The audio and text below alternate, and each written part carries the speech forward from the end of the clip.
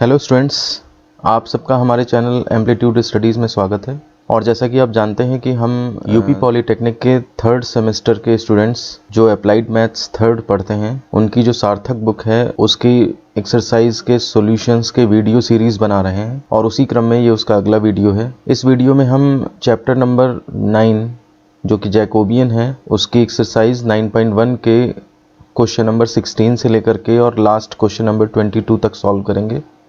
और इससे पिछले वीडियोस में हम क्वेश्चन नंबर 15 तक सॉल्व कर चुके हैं। और मैं आपको बता दूं कि आज का जो ये वीडियो है ये थोड़ा सा इसमें क्वेश्चंस जो हैं वो कॉम्प्लिकेटेड हैं, कैलकुलेशन के हिसाब से भी, कंसेप्ट्स के भी हिसाब से भी।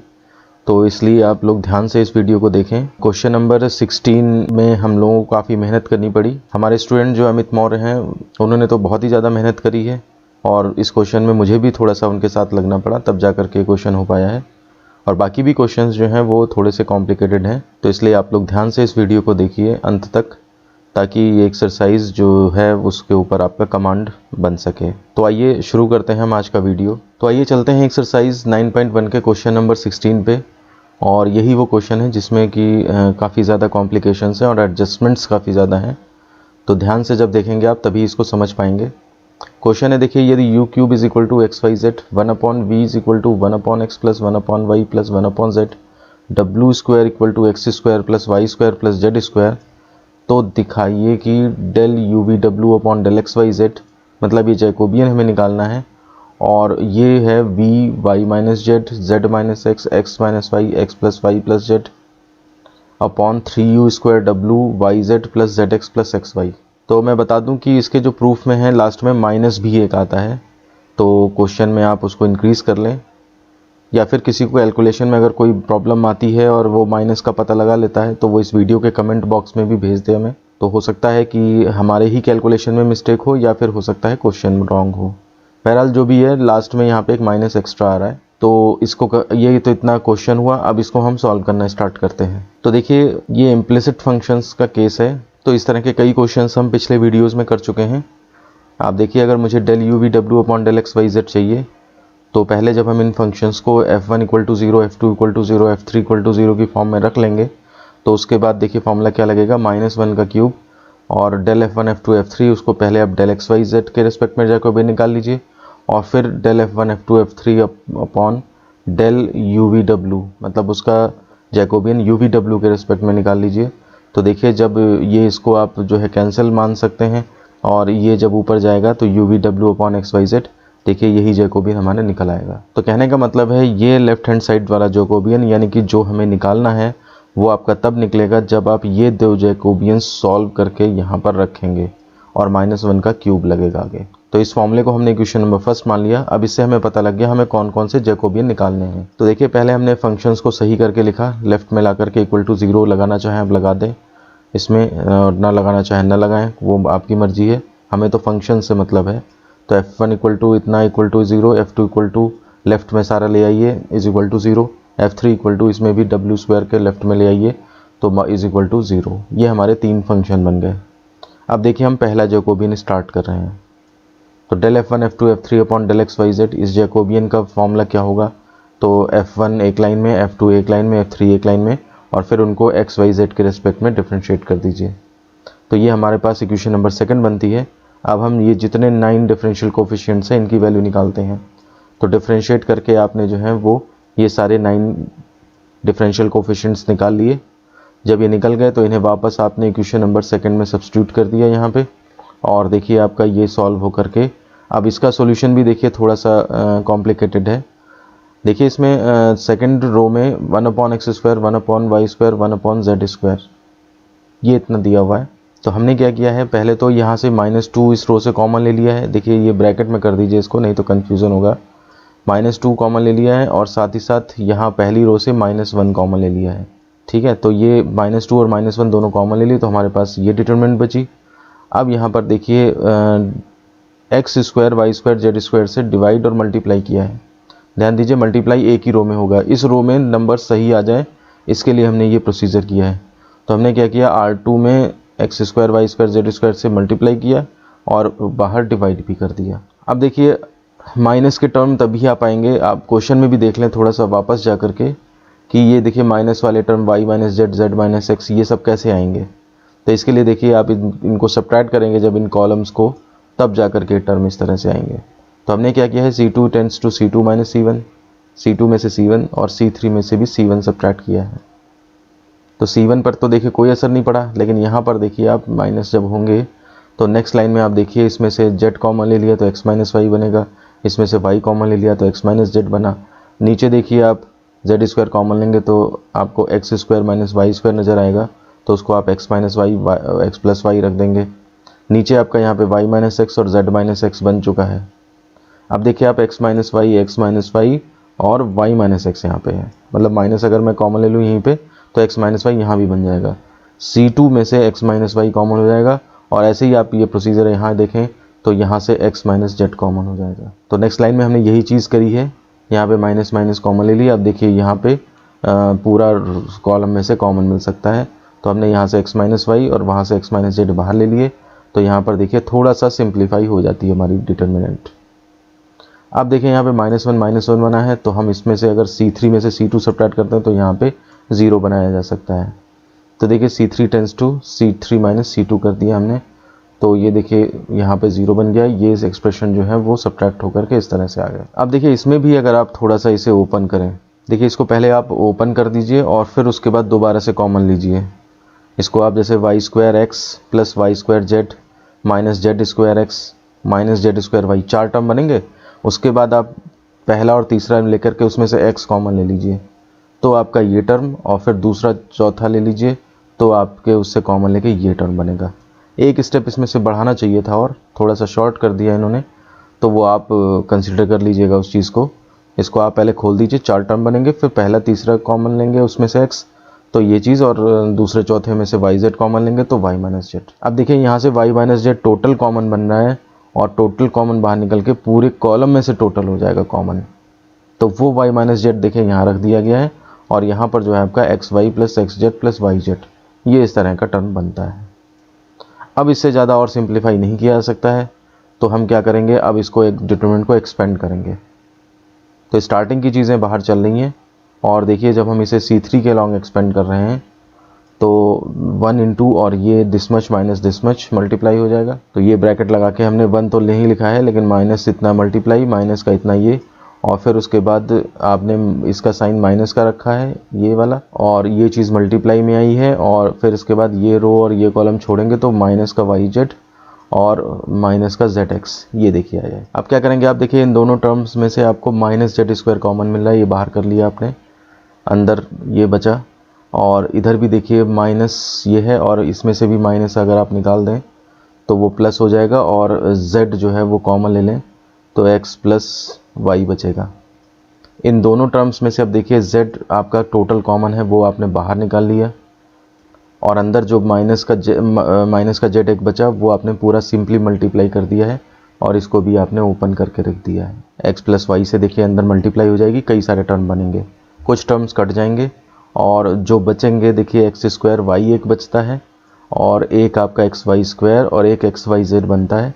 इसमें सब में से एक्स वाई देखिए कॉमन मिल रहा है, तो वो एक्स वाई बाहर लाएंगे तो जेड के साथ मिल करके वो एक्स वाई जेड हो जाएगा, और अंदर आपका केवल x plus y plus z बचेगा। तो देखिए जो हमने एक्स वाई जेड कॉमन आया है वो यहाँ से ये काट दिया है, एक एक्स वाई जेड कट जाएंगे, और इस तरह से हमारे पास नीचे जो है वो केवल एक्स वाई जेड बचेगा, और ऊपर जो है x plus y plus z बचेगा, बाकी ये पहले का लगा हुआ है। तो इस तरह से हमारी क्वेश्चन नंबर 3 बन जाती है। अब हम चलते हैं अपने दूसरे जैकोबियन को सॉल्व करते हैं। ये देखिए दूसरा जैकोबियन जो अपॉन में था वो del F1 F2 F3 upon del U V W था। पहले हमने इसको डिटरमिनेंट के रूप में लिखा, और इसको क्वेश्चन नंबर 4 डाल देते हैं। इसके बाद देखिए जो 9 डिफरेंशियल कोफिशिएंट्स चाहिए वो हमने एक एक करके निकाले हैं। ये डिटरमिनेंट निकालना बहुत आसान है, आप देख रहे होंगे मैक्सिमम तो 0 हो रहे हैं, तो इनको जब हमने वैल्यूज़ को इक्वेशन नंबर 4 में सब्स्टिट्यूट किया तो देखिए यहाँ पर ये डिटरमिनेंट बनती है आकर के। और इस डिटरमिनेंट में आप चाहो तो डायरेक्ट देख लो कि लोअर ट्रायंगुलर या अपर ट्रायंगुलर मैट्रिक्स है, तो उस केस में सीधे डायगोनल एलिमेंट्स का मल्टीप्लाई हो जाएगा, या फिर आप R1 या C1 के अलॉन्ग किसी के अलॉन्ग भी एक्सपेंड कर दें। बहरहाल इसको टोटल सॉल्व करके हमारे पास -6u² W अपॉन v², ये इसकी वैल्यू आ जाती है। ये इक्वेशन नंबर 5 हो जाती है। तो 5 में हमने नीचे वाला जैकोबियन निकाला है, और थर्ड में हमने ऊपर वाला जैकोबियन निकाल लिया है। तो थर्ड और फिफ्थ से अब देखिए इक्वेशन नंबर फर्स्ट में इक्वेशन नंबर 4 और 5 नहीं, थर्ड, यहाँ पे थर्ड होना चाहिए, थर्ड व फिफ्थ की वैल्यू पुट करने पर। तो अब देखिए एडजस्टमेंट्स क्या हैं इसमें, यही मेन चीज़ है जो बाद में प्रॉब्लम करेगी आपको। देखिए हमने -1 का क्यूब और ये वाली वैल्यूज़ डाल दी और ये 6u² w/v² डाल दीजिए। अब थोड़ा सा ध्यान दीजिए आपको प्रूफ करने में लाना क्या है। प्रूफ करने में u² w तो अपॉन में है, लेकिन ऊपर की तरफ केवल एक ही v है। तो इसलिए आप देखिए यहाँ पे हम क्या करेंगे, यहाँ पे माइनस माइनस तो ये यहाँ से कैंसिल हो गया। हालांकि एक माइनस आपका यहाँ से x - z से जब आप z - x करेंगे वहाँ से एक निकल के आएगा, वो तो खैर बात की बात है। यहाँ पर आप देखिए हम क्या किया है, v² को ऊपर ले गए हैं। उसके बाद v² को आपने v × v किया है और इस एक v की वैल्यू आप पुट करेंगे कहाँ से, जो आपको इक्वेशंस दी हैं 1/v = 1/x + 1/y + 1/z, ये दूसरा फंक्शन दिया था हमें।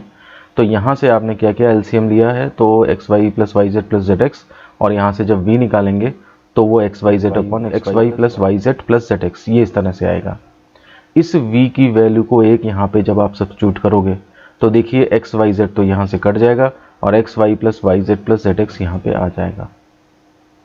तो ये चीज़ जो है वो आपको करनी है। अब इससे देखिए आप xyz तो आपने काटा, लेकिन ये वाली चीज़ एक्स्ट्रा में आ गई आपकी।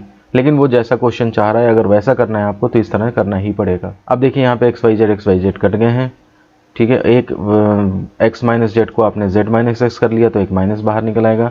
2 से ये 3 × 6 हो गया है, और अब इसको आप ढंग से थोड़ा सा लिख दें और यही आपका एक्सप्रेशन आ गया जो आपको प्रूफ करना था। तो इस तरह से क्वेश्चन नंबर 16 में कैलकुलेशंस भी लंबी थी और फिर लास्ट में एडजस्टमेंट भी एक था, जिसके बाद तब जा कर के जो आपको प्रूफ करना है वो ला पाएंगे।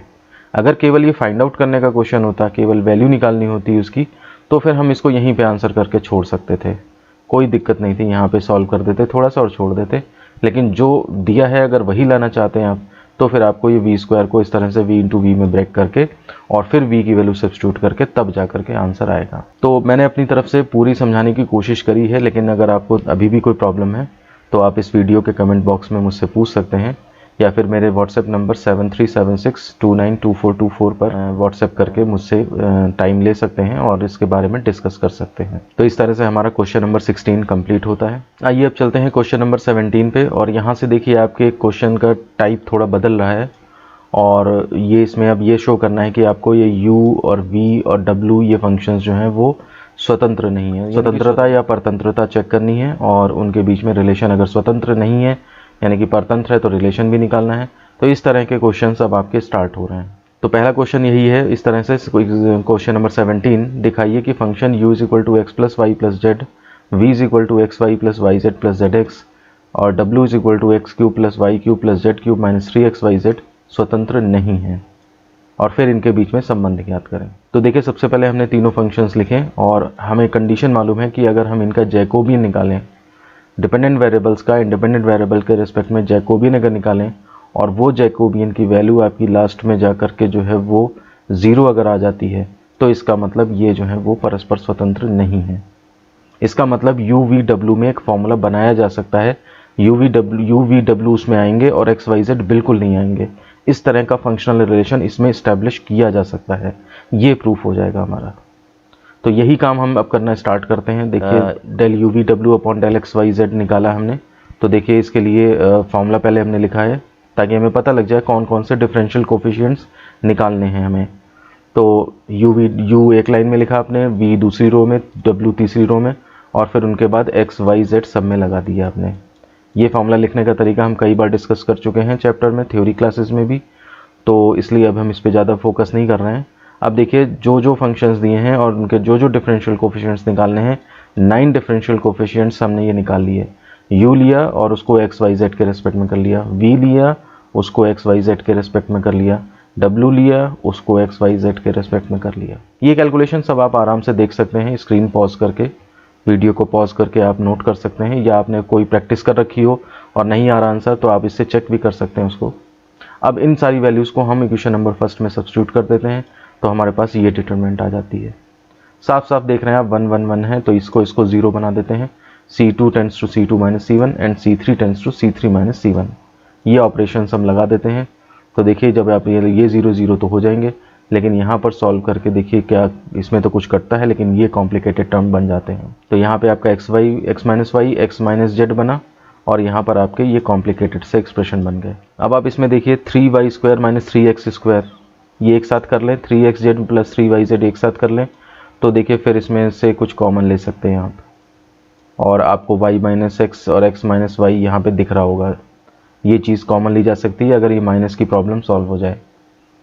सेम ऐसे यहाँ पर देखिए आप 3z square minus 3x square, इसको एक साथ कर लें तो देखिए फैक्टराइज हो जाएगा, और 3xy प्लस 3yz ये एक साथ कर लें तो ये अलग फैक्टर्स बन जाएंगे। तो नेक्स्ट लाइन में हम यही करते हैं। देखिए यहाँ पे पहली बात तो ये 3 देखिए टोटल कॉमन आ गया आपका, पहले ये अंदर से कॉमन निकलेगा और फिर उसके बाद इस रो में से 3 पूरा निकाल देंगे आप। तो यहाँ भी x square minus y z रह गया, यहाँ भी 3 3 हट गया, 3 3 हट गए। इसके बाद अब देखेंगे इस रो में, अगर देखें हम पहले तो यहाँ से x माइनस वाई कॉमन निकाल लीजिए, तो इसकी जगह पे यहाँ पे माइनस आ जाएगा, यहाँ पे माइनस एक स्टार्टिंग में आएगा, और उसके बाद जो है x माइनस वाई आप बाहर पूरा निकाल लीजिए इस पूरे कॉलम में से। तो देखें यहाँ पे माइनस का y माइनस का x और ये माइनस का z, इस तरह से बचेगा। आप चाहें तो इस स्टेप थोड़ा डिटेल में कर सकते हैं, यहाँ पे कम से कम एक स्टेप बढ़ा देना चाहिए था इन्हें, ताकि कैलकुलेशन ठीक तरह से समझ में आ जाती। और यहाँ पर भी वही काम किया गया है। देखिए x माइनस जेड लिया है, तो यहाँ से x माइनस जेड लेने के लिए माइनस बाहर निकाला है, तो वो माइनस जेड और x के साथ मिला, तो minus x Z minus x, और फिर उसके बाद माइनस का y, ये चीज़ें यहाँ पे बनती हैं। अब अगर आप ध्यान से देखें तो इसमें ये वाला कॉलम और ये वाला कॉलम बिल्कुल एग्जैक्टली मैच कर रहा है, और डिटरमिनेंट की प्रॉपर्टी होती है कि अगर उसके 2 कॉलम मैच करें या 2 रो मैच कर जाएं, एक जैसे हो जाएं, तो उसकी वैल्यू 0 होती है। तो या तो आप इस बेस पर ही इसको पूरा 0 एकदम डायरेक्ट कर दें, ये देखिए यहाँ पे लास्ट में 0 ही आना है, या फिर आप क्या कर सकते हैं कि इसमें से ये कॉलम सब्ट्रैक्ट कर दें। तो C2 tends to C2 minus C3 किया है, इसमें से ये सब्ट्रैक्ट किया है, तो देखिए ये पूरा का पूरा 0 बन गया, पूरा का पूरा 0 बन गया। इसका अब आप चाहो तो एक्सपेंड करके दिखाओ, नहीं तो आप एक, ये भी एक प्रॉपर्टी होती है कि यदि एक या एक मिनिमम एक भी अगर कॉलम या रोज पूरा 0 हो जाए तो उसकी वैल्यू 0 हो जाती है। इतने पर भी नहीं करना चाहते आप, तो फिर आप R1 के लॉन्ग एक्सपेंड कर दें, वो कैलकुलेट होकर के फिर से 0 आ जाएगा। तो कहने का मतलब है उसी स्टेप से आप जो है वो यहाँ पे 0 कर सकते थे, अदरवाइज आप अगले स्टेप में करते हैं, नहीं तो फिर आप एक्सपेंड करके फिर 0, अल्टीमेटली आना वो 0 ही है। तो जब मेरा डेल यू वी डब्ल्यू upon del x y z ये जो है ये 0 आ गया, तो अब मैं लिख सकता हूँ कि यू वी डब्ल्यू जो है परस्पर स्वतंत्र नहीं है। ये थ्योरी क्लासेस में मैंने इसके बारे में आपको डिटेल में बताया है, और फंक्शनल रिलेशन से रिलेटेड एक क्वेश्चन भी कराया है, तो आप उसे डिटेल में अगर देखना चाहें देख सकते हैं, उसके बाद ये और अच्छा समझ में आ जाएगा। तो अब हम लिख सकते हैं अर्थात इनके बीच में फलनीय संबंध है। अब रिलेशन तो है, ये तो पता लग गया, अब क्या है रिलेशन, तो वो निकालना शुरू करते हैं। देखिए अतः यू वी तथा डब्ल्यू के बीच में फंक्शनल रिलेशन क्या होगा। ये फंक्शनल रिलेशन निकालने के कंसेप्ट भी जो हैं थोड़े से कॉम्प्लिकेटेड से होते हैं, आपको एडजस्टमेंट करके लाना ही पड़ता है किसी न किसी तरह से। तो देखिए सबसे पहले हम W को लेना स्टार्ट करते हैं, क्योंकि ये सबसे ज़्यादा कॉम्प्लिकेटेड दिख रहा है, इसी में U V एडजस्ट हो सकते हैं। तो W हमें दिया है x cube plus y cube plus z cube minus 3xyz। इसे हम थोड़ा सा फॉर्मूले से खोल दें तो x plus y plus z और x square plus y square plus z square minus x y minus z y y z minus z x. Y z लिखना चाहिए था, कोई बात नहीं। अब देखिए थोड़ा थोड़ा आपको ये तो दिखने लगा है कि इसके जगह पे u लिखा जा सकता है, लेकिन अभी v जो है आपका x y plus y z plus z x, ये कैसे लिखेंगे, तो उसके लिए थोड़ा सा देखिए, क्योंकि ये चीज़ के लिए आप एक फॉर्मूला और भी जानते हैं। आपको पता होना चाहिए कि x plus y plus z का होल स्क्वायर का formula x square plus y square plus z square plus 2xy plus 2yz plus 2zx ये होता है, और उसका कुछ हिस्सा आपको यहाँ पे दिख रहा है। तो आप क्या करेंगे, इस फॉर्मूले को एडजस्ट करने के लिए आप क्या करेंगे, x square plus y square plus z square में 2xy 2yz प्लस 2zx जो चाहिए वो तो ऐड कर लीजिए, फिर इतनी ही अमाउंट को सब्ट्रैक्ट भी कर लीजिए, बात बराबर हो गई। और ये जो दिया है आगे वो चीज़ चुपचाप यहाँ पे लिख लीजिए। कहने का मतलब है हमने ये वाली चीज़ ऐड करी है और यही चीज़ सब्ट्रैक्ट करी है, और बाकी कुछ नहीं किया। अब आप देखिए कि ये जो चीज़ है, इतनी सारी चीज़, ये आपकी जो है वो तो बन जाएगी formula x plus y plus z का होल स्क्वायर, और ये माइनस 2xy 2yz और ये सब इसके साथ मिलकर के माइनस 3xy 3yz और 3zx बन जाएंगे। माइनस 3 जब कॉमन लेंगे आप इसमें, तो xy plus yz plus zx, यानी कि ये v बनने लगेगा आपका। और यहाँ पे देखिए u बनने लगे हैं। तो इसका कोई हार्ड एंड फास्ट तरीका नहीं है, ये एक तरह से आप कह लीजिए एडजस्टमेंट करके ही आ पाता है। तो आप देखिए यार w इज इक्वल टू इस फॉर्म में अरेंज कर दिया है। अब इसमें आप वैल्यू रख दीजिए, u यहाँ भी रख दिया, u यहाँ भी रख दिया और v यहाँ रख देंगे। तो w is equal to u bracket में u स्क्वायर माइनस 3v, ये आपका फंक्शनल रिलेशन आ जाता है u v और w के बीच में। देखिए ध्यान से, इसमें u v w तो है लेकिन x y z नहीं है। तो ये चीज़, ये फॉर्मूला बन सकता था या नहीं बन सकता था, जैकोबियन के बेस पे हम ये बिना इसको कैलकुलेट करे ही टेस्ट कर सकते हैं। ये कंसेप्ट जो है वो है हमारे पास। तो मैंने अपनी तरफ से समझाने की कोशिश करी है, लेकिन फिर भी प्रॉब्लम है तो आप वीडियो के कमेंट बॉक्स में लिख सकते हैं या हमसे बात कर सकते हैं।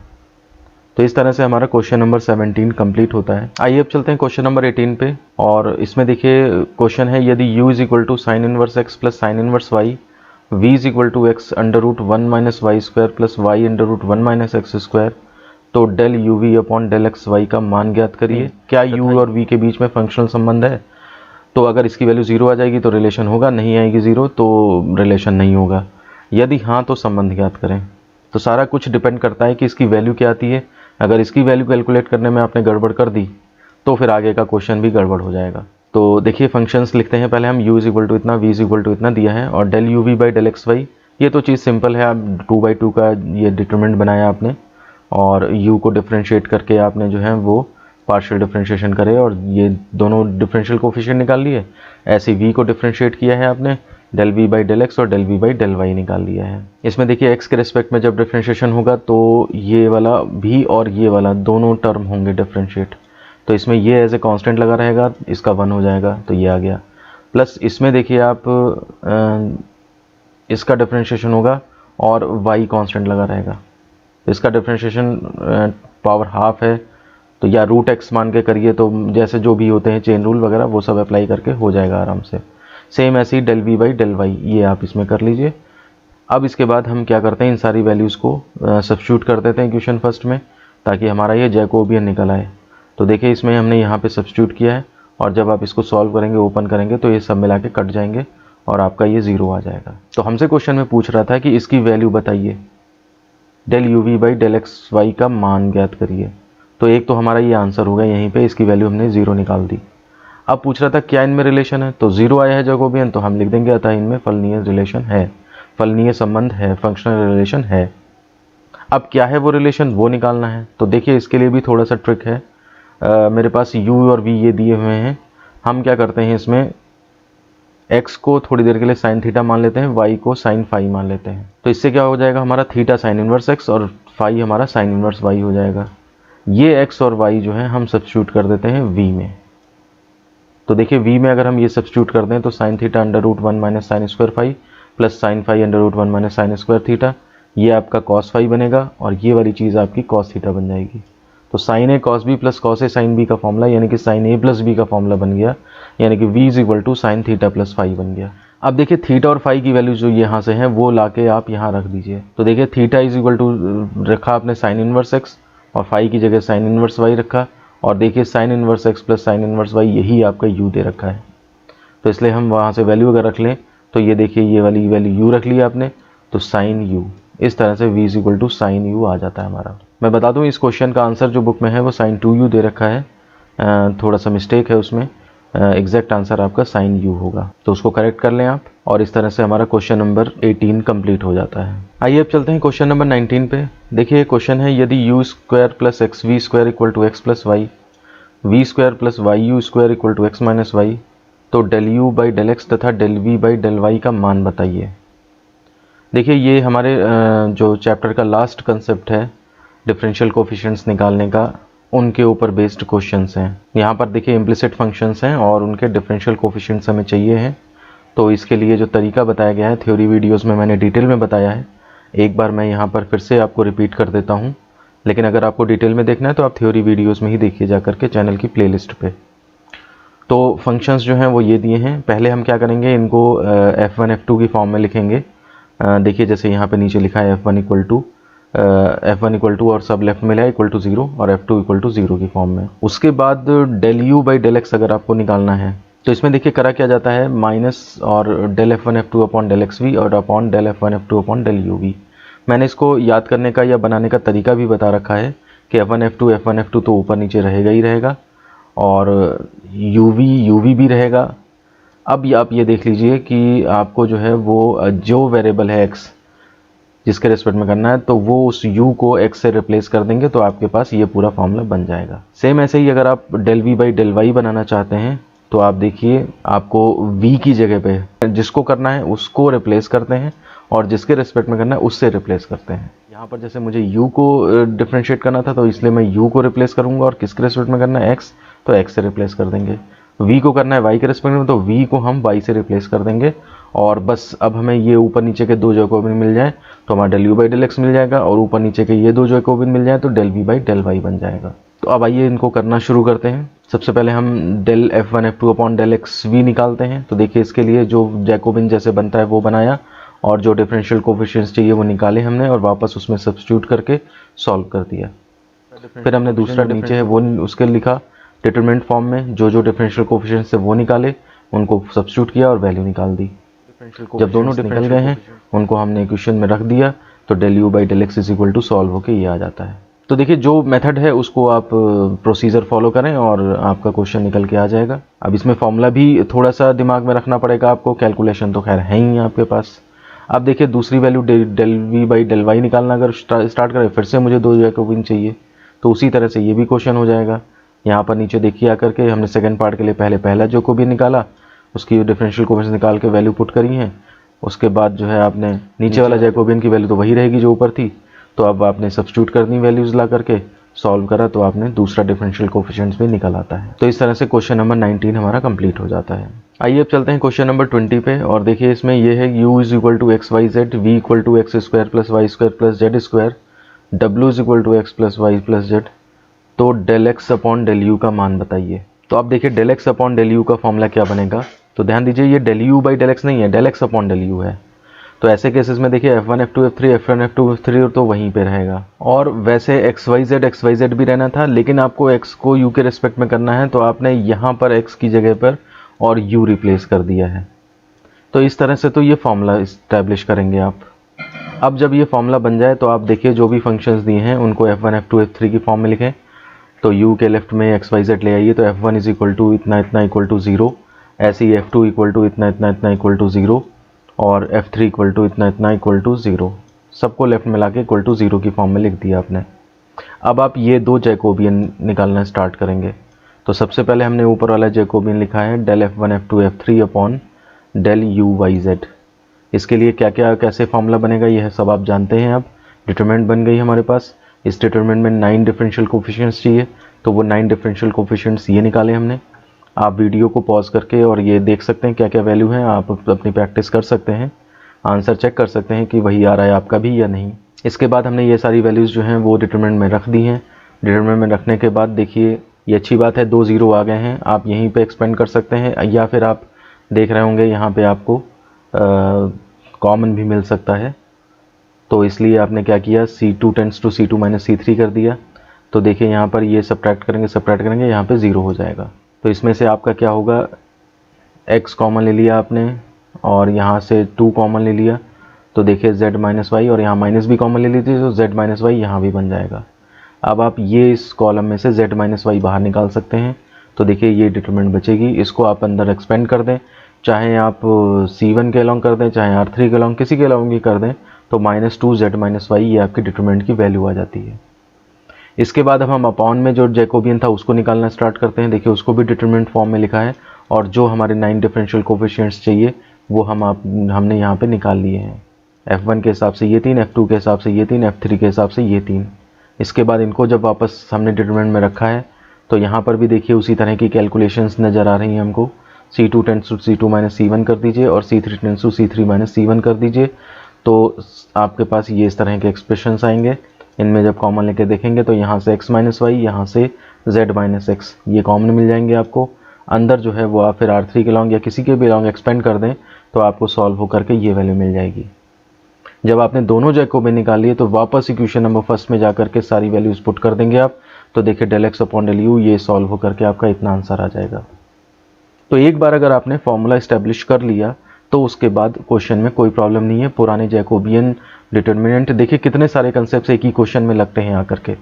तो आप किसी भी स्टूडेंट को ये सब करने के लिए पूरा थॉरोली उसकी मैथ्स अगर फिंगर टिप्स पे है तभी जा करके वो ये सारे क्वेश्चंस आसानी से कर सकता है। और फॉर्मूले कैसे बनाने हैं हमने यहाँ भी बताया है और साथ ही साथ थ्योरी क्लासेस में भी उसको डिस्कस किया है, तो आप वहाँ से भी उसे देख सकते हैं, तो आपको सारे कंसेप्ट्स क्लियर हो जाएंगे आपके। तो इस तरह से हमारा क्वेश्चन नंबर 20 कंप्लीट हो जाता है। आइए चलते हैं क्वेश्चन नंबर 21 पे। देखिए इसमें क्या है कि यदि u is equal to x plus y square, v equal to y plus z square, w is equal to z plus x square, तो दिखाइए कि del x upon del u, ये थोड़ा सा यहाँ पे गलत लिख गए हैं, बुक में सही है, डेल एक्स ऊपर है, यू नीचे है, तो del x upon del u is equal to -1 upon 1 plus 8xyz। ये पूरा क्वेश्चन ही मिस्टेक कर दिया इन्होंने लिखने में। तो देखिए del x upon del u निकालना है, तो हम एक क्वेश्चन में पहले भी इसको कर चुके हैं, अभी इसी वीडियो में पिछला क्वेश्चन था हमारे पास। तो उसमें क्या था, देखिए f1 f2 f3 तो ऊपर लिख लेंगे और xyz, और फिर देखिए x को u के रिस्पेक्ट में करना है तो x की पोजीशन पे u से रिप्लेस कर देंगे। इस तरह से ये फॉर्मूला बनेगा। और अब बस हमें क्या करना है, ये दोनों जैकोबियन जो है ऊपर नीचे के सॉल्व करने हैं अलग अलग और रख देना है ला करके। इसको हमने क्वेश्चन नंबर फर्स्ट मान लिया। सबसे पहले हमें फंक्शंस को जरा f1 f2 f3 की फॉर्म में लिख लेते हैं। तो f1 इक्वल टू, देखिए आप सब लेफ्ट में ले आइए, इज इक्वल टू 0 हो गया। f2 इज इक्वल टू सब लेफ्ट में ले आइए, इक्वल टू 0 हो गया। और f3 इक्वल टू सब लेफ्ट में ले आइए, इज इक्वल टू 0 हो गया। अब हम पहला जैकोबियन लेते हैं, del f1 f2 f3 upon del u y z। तो हमने इसको पहले डिटरमिनेंट फॉर्म में लिखा, वो तरीके सब आपको पता है। अब आपने f1 f2 f3 को डिफरेंशिएट करके डिफरेंशियल कोफिशिएंट्स निकाल लिए, उनको वापस जाके डिटरमिनेंट में पुट किया है, और पुट करने के बाद जब इसे सॉल्व किया है तो 1 आ गया। इसी प्रकार हमने दूसरा जैकोबियन लिखा, उसको डिटरमिनेंट फॉर्म में जो डिफरेंशियल कोफिशिएंट्स चाहिए वो निकाले हमने। आप देखते जाइए और प्रैक्टिस आपको करनी है। देखिए तरीका हम बता सकते हैं, और इसको फिर वापस जा करके उसमें सब्स्टिट्यूट किया है इक्वेशन में, डिटरमिनेंट में। तो देखिए यहाँ से सॉल्व होके देखिए आ जाता है -1 प्लस 8xyz। अब ये दोनों जैकोबियन आपने इक्वेशन नंबर फर्स्ट में सब्स्टिट्यूट किया, तो del x upon del u, देखिए यहाँ पे सही लिख दिया इन्होंने, del x upon del u is equal to -1 over 1 plus 8xyz। ये हमारे पास जो लाना था प्रूफ हो जाता है। तो हम यहाँ पे लिख देंगे, आंसर नहीं लिखेंगे, हम यहाँ पे लिख देंगे हेंस प्रूफ। तो इस तरह से क्वेश्चन नंबर 21 कंप्लीट हो जाता है। आइए चलते हैं लास्ट क्वेश्चन 22 की ओर। इसमें है सिद्ध कीजिए कि फलन u इज इक्वल टू इतना, v इज इक्वल टू इतना, w इज इक्वल टू इतना स्वतंत्र नहीं है। तो देखिए इस तरह के कई सारे क्वेश्चन हमने इस वीडियो में किए हैं, तथा उनके बीच में एक संबंध स्थापित करिए। तो सीधा सीधा पता है आपको, जैकोबियन जो है 0 अगर आ जाता है तो स्वतंत्र नहीं होते हैं, यानी कि उनके बीच में रिलेशन निकल सकता है। तो देखिए फंक्शन हमारे पास है u is equal to 3x plus 2y minus z, और v इक्वल टू हमारे पास है x minus 2y plus z, और w is equal to x bracket में x plus 2y minus z. तो हम फंक्शनल रिलेशन टेस्ट करने के लिए सबसे पहले क्या करेंगे, जैकोबियन सॉल्व करेंगे, del u v w upon del x y z, और ये हमारा जो है वो 0 आना चाहिए अगर इनके बीच में रिलेशन है तो। और हमें प्रूफ करना है कि स्वतंत्र नहीं है, यानी कि परतंत्र है, तो इसका मतलब 0 आएगा ही आएगा। तो अब देखिए इसको हमने डिटरमिनेंट फॉर्म में लिखा, और जो जो डिफरेंशियल कोफिशिएंट्स चाहिए वो हमने यहाँ पर नीचे निकाल लिए हैं। आप देख लीजिए, कोई आपको दिक्कत हो तो आप यहाँ से मैच कर सकते हैं। अब देखिए वापस इसको डिटरमिनेंट में सब्स्टिट्यूट कर देते हैं इन वैल्यूज़ को। इसके बाद आप देखिए C2 tense to C2 plus 2C3, इसमें इसका डबल ऐड कर दीजिए, तो देखिए ये आपके 2 0 बन जाएंगे, और साथ में ये तीसरा भी जो है वो आपका 0 ही बन जाता है। तो इस तरह से एक कॉलम 0 हो गया है, तो इसका मतलब आपका पूरा का पूरा डिटरमिनेंट 0, यानी कि जैकोबियन आपका 0 आ जाता है। तो इसका मतलब इनके बीच में फलनीय संबंध है, यानी कि ये परतंत्र हैं। अब रिलेशन क्या है इनके बीच में वो निकालने के लिए देखिए आप थोड़ा सा एडजस्टमेंट है, आपको ये ध्यान रखना चाहिए। तो देखिए आप u और v और w दिए हुए हैं आपके पास। अब आप देखिए u और v को अगर हम ऐड कर दें तो ये 4x आता है, और u और v को सब्ट्रैक्ट कर दें तो आपके पास ये आता है। तो जब हम u प्लस v और u माइनस v वाली इक्वेशंस की मल्टीप्लाई कर देंगे तो देखिए इधर तो u square minus v square हो जाएगा, और इधर आपका 4x multiplied by 2x plus 4y minus 2z। इसमें से जब आप 2 कॉमन लेंगे तो ये तो 8 हो जाएगा मिला करके, और ये x मल्टीप्लाइड बाई इतना, ये देखिए पूरा का पूरा w बनने लगता है। तो इस तरह से हमारा u square minus v square is equal to 8w, ये फंक्शनल रिलेशन इस्टेब्लिश हो जाता है। तो इस तरह से हमारा लास्ट क्वेश्चन नंबर 22 भी कंप्लीट हो जाता है, और पूरी की पूरी एक्सरसाइज 9.1 कंप्लीट हो जाती है। तो स्टूडेंट्स इस तरह से हमारी पूरी एक्सरसाइज 9.1 कंप्लीट हो जाती है, और आपने देखा इसमें क्वेश्चंस जो हैं उनका कॉम्प्लिकेशन लेवल थोड़ा हाई है, और कैलकुलेटिव भी हैं, लेंदी क्वेश्चंस हैं। तो मैं उम्मीद करता हूं कि आपको सारे क्वेश्चंस अच्छे से समझ में आ गए होंगे। फिर भी अगर आपको कहीं पर कोई समस्या लगती है तो उसे आप वीडियो के कमेंट बॉक्स में पूछ सकते हैं। हम पूरी कोशिश करेंगे कि आपकी समस्याओं का समाधान निकल सके। इसके साथ ही अगर आपने चैनल को अभी तक सब्सक्राइब नहीं किया है तो इसे सब्सक्राइब कर लें तथा बेल आइकन प्रेस करके ऑल का ऑप्शन सेलेक्ट कर लें, ताकि जैसे ही कोई वीडियो यहाँ रिलीज़ होता है उसका नोटिफिकेशन आप तक सबसे पहले पहुँच सके। तो इसी के साथ मैं आज का वीडियो ख़त्म करता हूँ। धन्यवाद।